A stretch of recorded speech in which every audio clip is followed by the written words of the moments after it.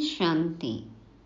सभी दिव्यता संपन्न, अचल अडोल, विदेही आदि सनातन देवी देवताओं को गॉडली मॉर्निंग और 14 फरवरी वैलेंटाइन डे की बहुत बहुत मुबारक। बाबा मेरा वैलेंटाइन, मैं खुद की वैलेंटाइन।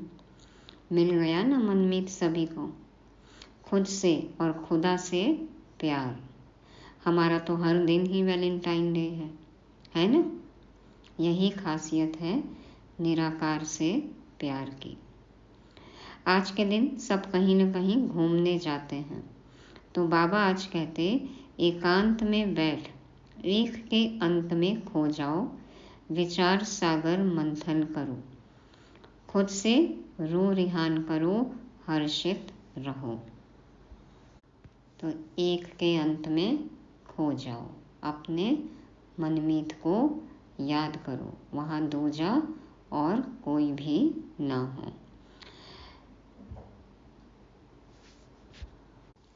बाबा हमें मिल गए तो बाबा ने तो हम पर रहम किया ही। अब पढ़ाई करके, अपना पुरुषार्थ करके हमें खुद पर रहम करना है, और भी जो आत्माएं इधर उधर भटक रही हैं तो उनको भी रास्ता बताना है, उन पर भी रहम करना है। बाबा के आने से हमें ज्ञान का सार मिल गया। हम पत्थर बुद्धि से पारस बुद्धि बनने लगे। पूरे कल्प में इस समय हम हैं सबसे वैल्यूएबल। तो हमें ऐसा बनाने वाले बाबा के साथ बहुत ही सच्चा होकर रहना है। प्यार किया है, प्यार मिला है तो निभाना है। एक मेरा मनमीत मिला, दूजा और कोई नहीं वहाँ। जहाँ एक मनमीत वहाँ दूजा कोई भी नहीं। सुनते हैं अपने माशूक की, मनमीत की मीठी मीठी बातें। मीठे बच्चे अंतर्मुखी हो, अपने कल्याण का ख्याल करो। घूमने फिरने जाते हो तो एकांत में विचार सागर मंथन करो। अपने से पूछो, हम सदा हर्षित रहते हैं? हम वेकेशन पे जाते हैं, अच्छे अच्छे हिल स्टेशन पर, बीच पर, रिजॉर्ट्स में जाते हैं, प्रकृति के सानिध्य में रहते हैं, तो एकांत में बैठना है, एक के अंत में खो जाना है, विचार सागर मंथन करना है, अंतर्मुखता हो, खुद के साथ बैठें और फिर अपने से पूछें कि क्या हम सदा हर्षित रहते हैं। तो इस तरह से खुद से रो रिहान करके खुद का ही कल्याण करना है, अपनी चेकिंग करनी है। जहाँ चेंज की आवश्यकता है वो परिवर्तन लाना है। तो इस तरह से बाबा कहते हैं अंतर्मुखता की गुफा में बैठकर विचार सागर मंथन करो, एक के अंत में खो जाओ। प्रश्न है, रहमदिल बाप के बच्चों को अपने पर कौन सा रहम करना चाहिए? उत्तर, जैसे बाप को रहम पड़ता है कि मेरे बच्चे कांटे से फूल बने, बाप बच्चों को गुलगुल बनाने की कितनी मेहनत करते हैं, तो बच्चों को भी अपने ऊपर तरस आना चाहिए कि हम बाबा को बुलाते हैं, हे पतित पावन आओ, फूल बनाओ। अब वह आए हैं तो क्या हम फूल नहीं बनेंगे? रहम पड़े तो देही अभिमानी रहे। देही अभिमानी रहना माना खुद पर रहम करना। बाप जो सुनाते हैं उसको धारण करें। बाबा ज्ञान सुना रहे हैं, ज्ञान स्वरूप, धारणा स्वरूप बने और खुद पर रहम करें। ओम शांति। यह तो बच्चे समझते हैं, यह बाप भी है, टीचर भी है, सतगुरु भी है। तो बाप बच्चों से पूछते हैं कि तुम यहाँ जब आते हो तो इन लक्ष्मी नारायण के और सीढ़ी के चित्र को देखते हो? जब दोनों को देखा जाता है तो एम ऑब्जेक्ट और सारा चक्र बुद्धि में आ जाता है कि हम देवता बनकर फिर ऐसे सीढ़ी उतरते आए हैं। यह ज्ञान तुम बच्चों को ही मिलता है। तुम हो स्टूडेंट, एम ऑब्जेक्ट सामने खड़ा है, कोई भी आए तो उनको समझाओ यह एम ऑब्जेक्ट है। लक्ष्मी नारायण का चित्र दिखाकर बोलो कि ये एम ऑब्जेक्ट है, ये लक्ष्य है, हमें ऐसा बनना है। इस पढ़ाई से यह देवी देवता जाकर बनते हैं, फिर 84 जन्म की सीढ़ी उतरते हैं, फिर रिपीट करना है। बहुत इजी नॉलेज है, फिर भी पढ़ते पढ़ते नापास क्यों हो पढ़ते हैं? कठिन लगती है क्या पढ़ाई? इजी है, बाबा कहते हैं। उस जिस्मानी पढ़ाई से भी यह ईश्वरीय पढ़ाई बिल्कुल सहज है। एम ऑब्जेक्ट और 84 जन्मों का चक्र बिल्कुल सामने खड़ा है। यह दोनों चित्र विजिटिंग रूम में भी होने चाहिए। देखो छोटे छोटे बच्चे कितना बड़ा बड़ा बैग लेकर जाते हैं, है ना? कितने सारे सब्जेक्ट, कितना होमवर्क मिलता है, और यहाँ पे तो क्या करना है? सिर्फ बाबा को याद करना है। बाबा कहते हैं इन चित्रों से बहुत अच्छी सेवा हो सकती है, तो अपने विजिटिंग रूम में भी ये चित्र लगाओ। सर्विस करने के लिए सर्विस का हथियार भी चाहिए, सारा ज्ञान इसमें ही है। यह पुरुषार्थ भी हम अभी करते हैं। सतो प्रधान बनने के लिए बहुत मेहनत करनी है। इसमें अंतर्मुखी हो, विचार सागर मंथन करना है। घूमने फिरने जाते हो तो भी बुद्धि में यही होना चाहिए। भल कहीं भी जाए लेकिन अपना लक्ष्य भूले ना। यह तो बाबा जानते हैं कि नंबरवार है। कोई अच्छी तरह समझते हैं तो जरूर पुरुषार्थ करते होंगे अपने कल्याण के लिए। हर एक स्टूडेंट समझते हैं यह अच्छा पढ़ते हैं, खुद नहीं पढ़ते हैं तो अपने को ही घाटा डालते हैं। अपने को तो कुछ लायक बनाना चाहिए। नालायक से लायक तो बनना ही है ना। तुम भी स्टूडेंट हो, सो भी बेहद बाप के। यह ब्रह्मा भी पढ़ते हैं। यह लक्ष्मी नारायण है मर्तबा, और सीढ़ी है 84 जन्मों के चक्र की। यह पहले नंबर का जन्म, यह लास्ट नंबर का जन्म। तुम देवता बनते हो। अंदर आने से ही सामने एम ऑब्जेक्ट और सीढ़ी पर समझाओ। रोज आकर इनके सामने बैठो तो स्मृति आए। रोज रोज चित्र देखेंगे तो याद रहेगा ना, क्या थे, क्या से क्या बन गए। तुम्हारी बुद्धि में है कि बेहद का बाप हमको समझा रहे हैं। सारे चक्र का ज्ञान तुम्हारी बुद्धि में भरपूर है, तो कितना हर्षित रहना चाहिए। अपने से पूछना चाहिए कि हमारी वह अवस्था क्यों नहीं रहती। क्या कारण है जो हर्षित रहने में रोला पड़ता है? खुश रहने में क्या विघ्न है, क्या रोला पड़ गया? हर्षित रहते रहते क्यों रोना आ जाता है? हाँ, क्या रोला है, क्या समस्या है? जो चित्र बनाते हैं उन्हों की बुद्धि में भी होगा कि यह हमारा भविष्य पद है, यह हमारी एम ऑब्जेक्ट है, और यह 84 का चक्र है। गायन भी है सहज राजयोग। सो तो बाबा रोज समझाते रहते हैं कि तुम बेहद बाप के बच्चे हो, तो स्वर्ग का वर्षा जरूर लेना चाहिए। और सारे चक्र का भी राज समझाया है, तो जरूर वह याद करना पड़े। और फिर बातचीत करने के मैनर्स भी अच्छे चाहिए। बाबा हमें रोज रोज समझाते हैं तो वर्षा लेने का पुरुषार्थ करना चाहिए ना। और सारा चक्र का राज हमें पता है तो याद भी करना चाहिए। और चक्र पता है तो फिर हमें वैसा ही बनना है, तो मैनर्स भी चाहिए। चलन बहुत अच्छी चाहिए। चलते फिरते काम काज करते बुद्धि में सिर्फ यही रहे कि हम बाप के पास पढ़ने के लिए आए हैं, भगवान हमें पढ़ा रहे हैं। यह ज्ञान ही तुमको साथ ले जाना है। संस्कार बन जाता है ना। तो देखो प्रारब्ध ज्ञान का, पुरुषार्थ का, ये सब प्रारब्ध बनती है, हम संस्कार लेकर जाते हैं। पढ़ाई तो सहज है, परंतु अगर पूरी रीति नहीं पढ़ेंगे तो टीचर को जरूर यह ख्याल रहेगा कि अगर क्लास में बहुत डल बच्चे होंगे तो हमारा नाम बदनाम होगा, इजाफा नहीं मिलेगा, गवर्नमेंट कुछ नहीं देगी। सब यूनिवर्सिटी को, कॉलेज को अपनी रेप्यूटेशन का ख्याल रहता है ना कि कितने परसेंटेज बच्चे लाए हैं, कितने परसेंट बच्चे पास हुए हैं, क्या रेटिंग है। तो फिर सबको लगता है ना कि हमारी यूनिवर्सिटी का, कॉलेज का नाम वाला हो, तब तो गवर्नमेंट से मिलेगी ना, सब्सिडी मिलती है, पैसे मिलते हैं, इनाम मिलता है। तो बाबा कहते हैं यह भी स्कूल है ना, इसमें इजाफा आदि की बात नहीं।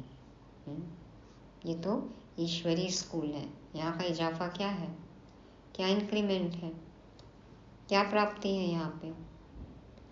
बाबा कहते हैं फिर भी पुरुषार्थ तो कराया जाता है ना, इजाफा तो मिल ही रहा है ना हमें। देखो क्या क्या नहीं पाया हमने, और सतयुग में और क्या क्या मिलने वाला है, लेकिन इसके लिए पुरुषार्थ तो करना ही है। स्कॉलरशिप भी मिलती है, तो जो पढ़ने वाले बच्चे रहते हैं उनको मिलती है।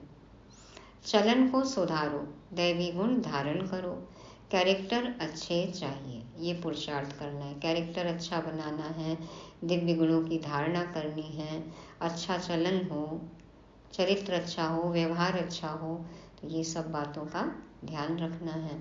बाप तो तुम्हारे कल्याण के लिए आए हैं, परंतु बाप की श्रीमत पर चल नहीं सकते।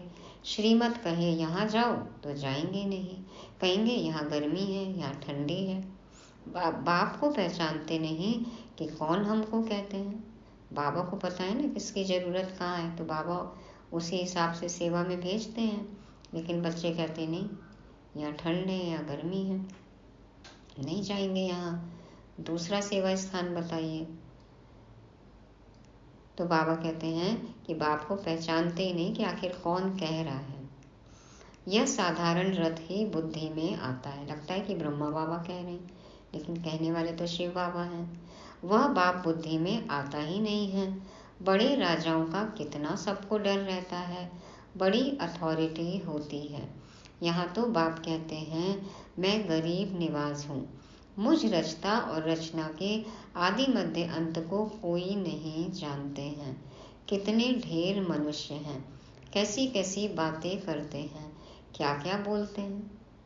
किसी के पास भी आजकल 10 मिनट बैठ के सुन लो, जो कलयुगी मनुष्य हैं, बाबा के बच्चे नहीं हैं, क्या बात करते हैं, क्या टॉपिक रहता है। और बाबा के बच्चे भी देखो, जिनका ध्यान नहीं है पढ़ाई की तरफ, उनकी बातें सुन लो, क्या क्या बोलते हैं, कैसी कैसी बातें करते हैं। भगवान क्या चीज़ होती है यह भी जानते नहीं, वंडर है ना। बाप कहते हैं मैं साधारण तन में आकर अपना और रचना के आदि मध्य अंत का परिचय देता हूँ। 84 की यह सीढ़ी कितनी क्लियर है। बाप कहते हैं मैंने तुमको यह बनाया था, अब फिर बना रहा हूँ। तुम पारस बुद्धि थे, फिर तुमको पत्थर बुद्धि किसने बनाया। आधा कल्प रावण राज्य में तुम गिरते ही आते हो, अब तुमको तमो प्रधान से सतो प्रधान जरूर बनना है। विवेक भी कहता है बाप है ही सत्य है। ये बातें सुनते हैं, मुरली सुनते हैं, लगता है ना सब सत्य है, सत्य बाप में सत्य बाप बात सुना रहे हैं। मुरली सुन के ही तो निश्चय होता है ना। देखो कैसे कैसे अनुभव होने लगते हैं, तो निश्चय बढ़ता जाता है, नशा आने लगता है। तो विवेक भी कहता है बाप है ही सत्य, वह जरूर सत्य ही बताएंगे। यह ब्रह्मा भी पढ़ते हैं, तुम भी पढ़ते हो। यह कहते हैं मैं भी स्टूडेंट हूँ, पढ़ाई पर अटेंशन देता हूँ। एक्यूरेट कर्मातीत अवस्था तो अभी बनी नहीं है। ब्रह्मा भी पुरुषार्थी इस समय है ना, साकार मुरली है। तो ऐसा कौन होगा जो इतना ऊंच पद पाने के लिए पढ़ाई पर ध्यान नहीं देगा। सब कहेंगे ऐसा पद तो जरूर पाना चाहिए, सभी चाहते हैं नंबर 1 बनना। बाप के हम बच्चे हैं तो जरूर मालिक होने चाहिए। बाकी पढ़ाई में उतराई चढ़ाई तो होती ही है। पढ़ाई में उतराई चढ़ाई तो होती ही है, ऊपर नीचे होते हैं, रोज एक जैसा पुरुषार्थ नहीं करते हैं। अब तुमको एकदम ज्ञान का तंत्र मिला है, सार मिला है, एसेंस है। शुरू में तो पुराना ही ज्ञान था, धीरे धीरे तुम समझते ही आए हो। अभी समझते हैं ज्ञान तो सचमुच अभी हमको मिलता है, और रिफाइन होते गया ना ज्ञान भी। बाबा भी देखो गोये थे गोये पॉइंट समझाते गए। तो बाबा कहते हैं कि बाप भी कहते हैं आज मैं तुमको गुह्य गुह्य बातें सुनाता हूँ। सुनते हैं ना, जैसे जैसे ज्ञान रिफाइन हो गया, अवस्था पक्की होती जाती है, पॉइंट और क्लियरली समझ में आते हैं, तो लगता है कि हाँ अब कुछ हमने सीखा है, जाना है। बाप भी कहते हैं आज मैं तुमको गुह्य गुह्य बातें सुनाता हूँ। फट से तो कोई जीवन मुक्ति पा नहीं सकता, सारा ज्ञान उठा नहीं सकता। पहले यह सीढ़ी का चित्र थोड़े ही था, अब समझते हैं बरोबर हम ऐसे चक्र लगाते हैं, हम ही स्वदर्शन चक्रधारी हैं। बाबा ने हम आत्माओं को सारे चक्र का राज समझा दिया है। बाप कहते हैं तुम्हारा धर्म बहुत सुख देने वाला है। बाप ही आकर तुमको स्वर्ग का मालिक बनाते हैं। औरों के सुख का टाइम तो अभी आया है, जबकि मौत सामने खड़ा है। जो आत्माएं अभी जन्म ले रही हैं, जो भी पधार रही हैं परम धाम से, तो उनके लिए तो थोड़ा सा सुख का समय है, लेकिन अब तो देखो मौत सामने खड़ा है, जाने का समय है, विनाश का समय है। यह एरोप्लेन, बिजलियां आदि पहले नहीं थी, उन्हों के लिए तो अभी जैसे स्वर्ग है। साइंस भी हाईटेक है, इतनी सुविधाएं हैं, साधन हैं, तो समझते हैं कि स्वर्ग यही है, अभी ही स्वर्ग है।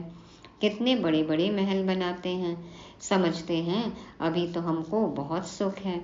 लंदन में कितना जल्दी पहुंच जाते हैं,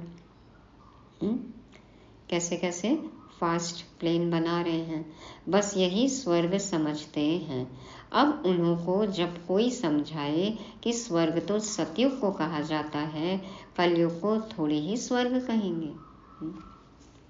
फास्टेस्ट ट्रेन, फास्टेस्ट प्लेन, दिनों दिन नए इन्वेंशन हो रहे हैं, लेकिन स्वर्ग ये तो नहीं है ना।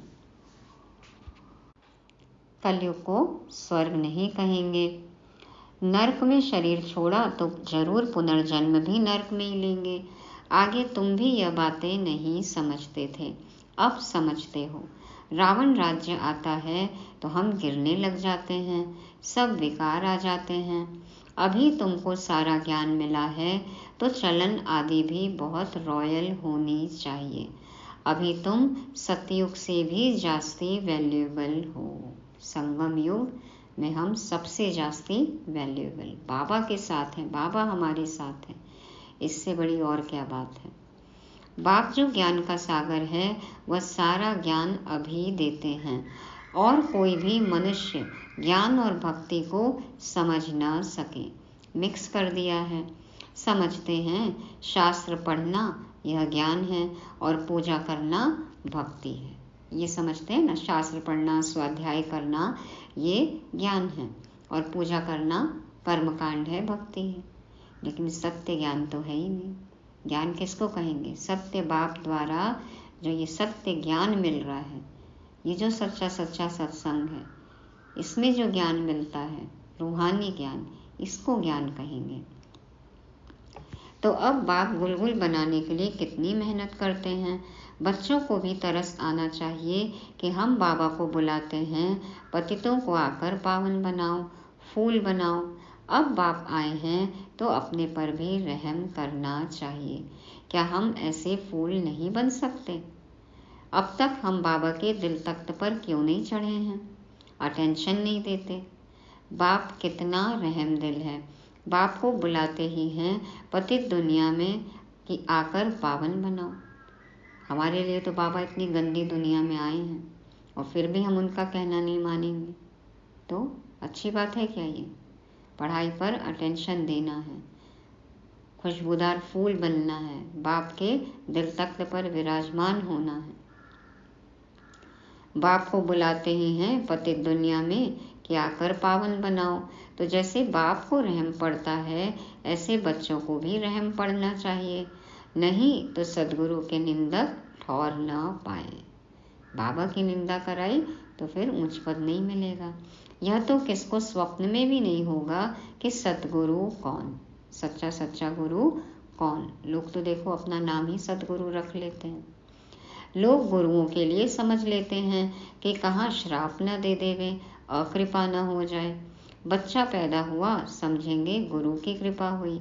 यह है अल्पकाल के सुख की बात। बाप कहते हैं, बच्चे अपने पर रहम करो, देही अभिमानी बनो तो धारणा भी होगी। सब कुछ आत्मा ही करती है। मैं भी आत्मा को पढ़ाता हूँ। अपने को आत्मा पक्का समझो और बाप को याद करो। अपने को आत्मा पक्का समझो और बाप को याद करो। बाप को याद ही नहीं करेंगे तो विकर्म विनाश कैसे होंगे। भक्ति मार्ग में भी याद करते हैं, हे भगवान रहम करो। बाप लिबरेटर भी है तो गाइड भी है। यह भी उनकी गुप्त महिमा है। बाबा आके दुखों से लिबरेट करते हैं, घर जाने का रास्ता बताते हैं, गाइड है ना। तो यह भी उनकी गुप्त महिमा है। बाप आकर सब बतलाते हैं कि भक्ति मार्ग में तुम याद करते हो। मैं आऊँगा तो ज़रूर अपने समय पर, ऐसे जब चाहूँ तब आऊँ, या नहीं जब चाहे तब आ जाए, हम जब चाहे भगवान आ जाए, ऐसा नहीं। ड्रामा में जब नूंद है तब आता है। बाबा कब आते हैं? बाबा कहते हैं जब ड्रामा में नूंद है तब आता हूँ। बाकी ऐसे ख्यालात भी कभी नहीं आते हैं। तुमको पढ़ाने वाला वह बाप है, यह भी उनसे पढ़ते हैं। वह तो कभी भी कोई खता नहीं करते, किसको रंज नहीं करते। ब्रह्मा बाबा कोई भूल करते हैं? नहीं करते हैं। देखो बाबा जिम्मेवारी लेते हैं।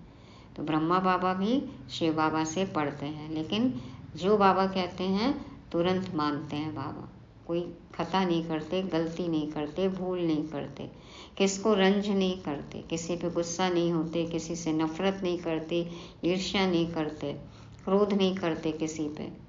बाकी सब नंबरवार टीचर हैं, बाकी सब हलचल में आते हैं। वह सच्चा बाप तुमको सत्य ही सिखलाते हैं। सच्चे के बच्चे भी सच्चे, फिर झूठे के बच्चे बनने से आधा कल्प झूठे बन पड़ते हैं। सच्चे बाप को ही भूल जाते हैं। हमारे अंदर सच्चाई सफाई है, चेक करना है। बाबा जो हमें कहते हैं हम कितना मानते हैं। एक भी श्रीमत की अवज्ञा यदि हम करते हैं तो कहाँ है सच्चाई फिर। तो बाबा कहते हैं कि झूठे के बच्चे बनते हैं, इसलिए आधा कल्प झूठे बन पड़ते हैं और तब सच्चे बाप को भूल जाते हैं। पहले पहले तो समझाओ कि यह सतयुगी नई दुनिया है या पुरानी दुनिया है, तो मनुष्य समझें। यह प्रश्न बहुत अच्छा पूछते हैं। इस समय सभी में 5 विकार प्रवेश है, वहाँ 5 विकार होते नहीं। यह है तो बहुत सहज बात समझने की, परंतु जो खुद ही नहीं समझते तो वह प्रदर्शनी में क्या समझाएंगे। सर्विस के बदले डिससर्विस कराएंगे। बाहर में जाकर सर्विस करना मासी का घर नहीं है। सेवा करना, वाचा सेवा, कर्मणा सेवा, मनसा सेवा आसान है। मन में यदि व्यर्थ चल रहा है, मनसा सेवा कर सकेंगे? ज्ञान समझ में ही नहीं आया है, वाचा सेवा कर सकेंगे? गुण मूर्त बने ही नहीं है, धारणा मूर्त है ही नहीं, कर्मणा सेवा कैसे करेंगे? तो बाबा कहते बड़ी समझ चाहिए। बाबा हर एक की चलन से समझ जाते हैं। बाप तो बाप है, फिर तो बाप भी कहेंगे यही ड्रामा में था। अंत में तो बाबा भी कहते हैं ना, मैंने तो समझा दिया, अब न समझे तो क्या करें, ड्रामा। कोई भी आता है तो ब्रह्मा कुमारी का समझाना ठीक है। नाम भी ब्रह्मा कुमारी ईश्वरीय विश्वविद्यालय है, नाम वाला भी ब्रह्मा कुमारियों का होना है। देखो बाबा ने माताओं के सिर पर कलश रखा, ज्ञान कलश, कुमारियों को आगे किया। इस समय सब 5 विकारों में हिरे हुए हैं, उन्हों को जाकर समझाना कितना मुश्किल होता है। कुछ भी समझते नहीं हैं, सिर्फ इतना कहेंगे ज्ञान तो अच्छा है। कहते हैं ना आपका ज्ञान तो बहुत अच्छा है, लेकिन क्या है, सुनने के लिए ना बस। प्रैक्टिकल में कहो तो देखो फिर कोई दिखाई नहीं देता, सामने आते ही नहीं। तो बाबा कहते हैं खुद समझते नहीं हैं, विघ्न के पीछे विघ्न पड़ता रहता है, फिर विरोध करते हैं, विघ्न डालते हैं, फिर युक्तियां भी रचनी पड़ती हैं। पुलिस का पहरा रखो, चित्र इंश्योर करा दो। कभी कोई आग लगा दे, किसी को कहे ना कि ये तो हमारे धार्मिक भावनाओं को ठेस पहुंचाते हैं, तो कोई कुछ भी कर सकता है ना प्रदर्शनी में गड़बड़। तो बाबा कहते हैं पुलिस का पहरा रखो, चित्र वगैरह सब इंश्योर करा दो, नहीं तो नुकसान हो जाएगा। यह यज्ञ है, इसमें विघ्न जरूर पड़ेंगे, सारी पुरानी दुनिया इनमें स्वाहा होनी है, नहीं तो यज्ञ नाम क्यों पड़े। यज्ञ में स्वाहा होना है, होता है ना यज्ञ में स्वाहा। इसका रुद्र ज्ञान यज्ञ नाम पड़ा है, ज्ञान को पढ़ाई भी कहा जाता है। यह पाठशाला भी है तो यज्ञ भी है। तुम पाठशाला में पढ़कर देवता बनते हो, फिर यह सब कुछ इस यज्ञ में स्वाहा हो जाता है। समझा वही सकेंगे जो रोज प्रैक्टिस करते रहेंगे। अगर प्रैक्टिस नहीं होगी तो वह क्या बात कर सकेंगे। दुनिया के मनुष्यों के लिए स्वर्ग अभी है, अल्पकाल के लिए। तुम्हारे लिए स्वर्ग आधा कल्प के लिए होगा। यह भी ड्रामा बना हुआ है। विचार किया जाता है तो बड़ा वंडर लगता है। अब रावण राज्य खत्म हो, राम राज्य स्थापन होता है। इसमें लड़ाई आदि की कोई भी बात नहीं। यह सीढ़ी देख लोग बड़ा वंडर खाते हैं। कहते हैं ना कि आपको कैसे पता कि ऐसा हुआ, तो ये तो देखो परमात्मा ने बताया हमें। तो बाप ने क्या क्या समझाया है, यह ब्रह्मा भी बाप से ही सीखा है, जो समझाते रहते हैं। बच्चियां भी समझाती हैं। जो बहुतों का कल्याण करते हैं उन्हों को जरूर जास्ती फल मिलेगा। तो प्रदर्शनी में समझाने की सेवा जरूर करनी चाहिए। पढ़े हुए के आगे अनपढ़े जरूर भरीड होंगे। जो अच्छा पुरुषार्थ करेंगे, उच्च पद पाएंगे, तो देखो वो उच्च पद पाने से उनके आगे जो कम पढ़े लिखे हैं वो नौकर चाकर चूकर बनेंगे। तो अनपढ़े भरीड होंगे। बाप रोज रोज समझाते हैं अपना कल्याण करो। इन चित्रों को सामने रखने से ही नशा चढ़ जाता है, इसलिए बाबा ने कमरे में यह चित्र रख दिए हैं। तो हमारे तब मोबाइल में चित्र होने चाहिए, बार बार देखो। पहले क्या करते थे, भक्ति के जो चित्र थे, तीर्थंकरों के चित्र हैं, देवी देवताओं के चित्र हैं, सब मोबाइल में रखते हैं और दर्शन करते हैं उसी में, मंदिरों के, तीर्थ स्थानों के। तो हमें तो ज्ञान के चित्र रखना है, देखो बार बार। एम ऑब्जेक्ट कितनी सहज है, इसमें कैरेक्टर्स बहुत अच्छे चाहिए। दिल साफ तो मुराद हासिल हो सकती है। दिल साफ है, सच्चाई सफाई है, किसी के प्रति ईर्ष्या द्वेष नफरत घृणा नहीं है, श्रीमत पर हमेशा चलते हैं, तो सादगी है, सच्चाई है, सफाई है, तो हर मुराद हासिल है, हर इच्छा पूरी हो जाती है, जो चाहे वो हो सकता है। अच्छा, मीठे मीठे सिक्के लदे बच्चों प्रति माता पिता बाप दादा का याद प्यार और गुड मॉर्निंग। रूहानी बाप की रूहानी बच्चों को नमस्ते। हम रूहानी बच्चों की रूहानी बाप दादा को याद प्यार गुड मॉर्निंग और नमस्ते। शुक्रिया बाबा, शुक्रिया। धारणा के लिए मुख्य सार। पहला पॉइंट, सदा स्मृति में रखना है कि हम बेहद बाप के स्टूडेंट हैं। भगवान हमें पढ़ाते हैं, इसलिए अच्छी तरह पढ़कर बाप का नाम बाला करना है। अपनी चलन बड़ी रॉयल रखनी है। दूसरा, बाप समान रहमदिल बन कांटे से फूल बनना और दूसरों को फूल बनाना है। अंतर्मुखी बन अपने व दूसरों के कल्याण का चिंतन करना है। वरदान है, हलचल में दिल शिकस्त होने के बजाय बड़ी दिल रखने वाले हिम्मतवान भव। हलचल में दिल शिकस्त होने के बजाय बड़ी दिल रखने वाले हिम्मतवान भव। बाप दादा समझाते हैं, कभी भी कोई शारीरिक बीमारी हो, मन का तूफान हो, धन में या प्रवृत्ति में हलचल हो, सेवा में हलचल हो, उस हलचल में दिल शिकस्त नहीं बनो। बड़े दिल वाले बनो। कुछ भी हो जाए, तन मन धन संबंध संपर्क प्राकृतिक आपदा, कहीं से किसी भी तरह का कोई पेपर आ रहा हो, बाबा कहते हैं दिल शिकस्त नहीं हो, बड़े दिल वाले बनो। जब हिसाब किताब आ गया, दर्द आ गया, तो उसे सोच सोच कर दिल शिकस्त बन बढ़ाओ नहीं, हिम्मत वाले बनो। ऐसे नहीं सोचो हाय क्या करूं, हिम्मत नहीं हारो, हिम्मतवान बनो तो बाप की मदद स्वतः मिलेगी। हिसाब किताब तो आएंगे ही, है ना। तो क्या करना है, बाबा की मदद से उसको चुकतो करना है। बार बार सोचते हैं उसके बारे में, बार बार वर्णन करते हैं तो और ही कमज़ोर बनते जाते हैं, दिल शिकस्त बनते हैं।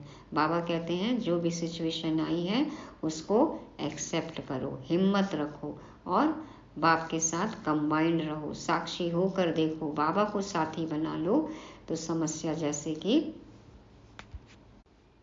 उड़न छू हो जाएगी, समस्या लगेगी ही नहीं और हिसाब किताब आसानी से क्लियर हो जाएगा।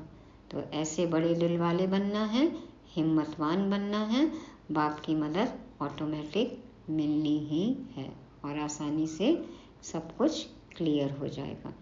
स्लोगन, कभी किसी की कमजोरी को देखने की आंखें बंद कर मन को अंतर्मुखी बनाओ। कभी भी किसी की कमजोरी नहीं देखनी है, कमजोरी देखने की आंखें बंद करनी है और मन को अंतर्मुखी बनाना है, खुद को देखना है। तो किसी की कमजोरी को देखने की आंखें बंद कर मन को अंतर्मुखी बनाओ। किसी और की कमी कमजोरी नहीं देखनी है, खुद की देखो, जहाँ परिवर्तन की आवश्यकता है उसको चेंज करो, चेक एंड चेंज। तो बाहर मुखी नहीं होना है, अंतर्मुखी होना है। तो ये थी आज की मुरली, 5 पॉइंट। पहला, एम ऑब्जेक्ट। एम ऑब्जेक्ट बाबा ने कहा हमेशा ध्यान रखना है, चित्र सदा सामने रहे और सृष्टि चक्र, सीढ़ी का भी चित्र सदा याद रहे, सदा देखते रहें। पढ़ाई पर अटेंशन दें, पुरुषार्थ करें और सतयुग में ऊंच पद पाएं। दूसरा, ज्ञान का सार, बाबा ने हमें ज्ञान का सार समझाया है, तो सार स्वरूप बनना है, ज्ञान स्वरूप बनना है। तीसरा, रहम दिल, खुद पर भी रहम करना है, पढ़ाई करना है और औरों पर भी रहम करना है, उनका भी कल्याण करना है, रास्ता बताना है। चौथा, हिम्मतवान बनना है, कोई भी हलचल में, परिस्थिति में, पेपर में अचल अडोल रहना है। हिम्मत रखेंगे तो बाबा से मदद स्वतः मिलेगी। बड़ा दिल रखना है, दिल शिकस्त नहीं होना है। और पांचवा, अंतर्मुखी, तो कभी भी किसी की कमी कमजोरी नहीं देखना है, अंतर्मुखी बनना है, खुद को चेक करना है, चेक एंड चेंज। तो अंतर्मुखी बनकर एकांत में बैठकर एक मनमीत से मधुर मिलन मनाना है। एक मेरा मनमीत मिला, और जहाँ एक मनमीत वहाँ दूजा कोई नहीं। ओम शांति।